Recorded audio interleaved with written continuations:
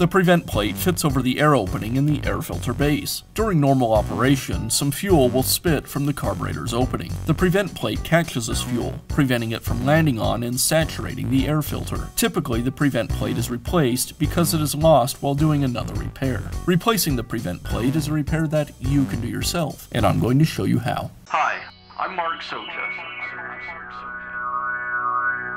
Do-it-yourself repairs like these are easier than you might think. From lawn machines to cordless drills, kitchen mixers, Outdoor grills.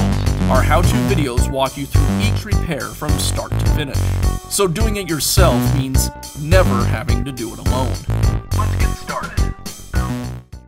I'll begin by removing the air filter cover and the air filter.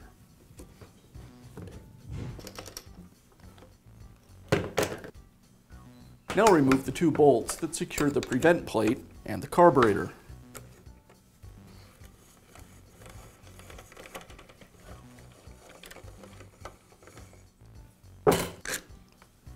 I'll remove the bolts and prevent plate from the air filter base and remove the bolts. Now we can install the new prevent plate. I'll thread the bolts through it,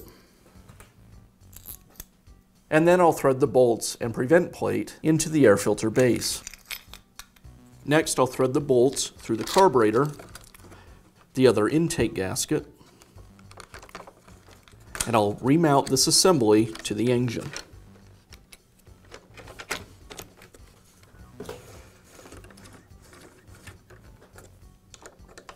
And I'll finish up by reinstalling the air filter and the air filter cover.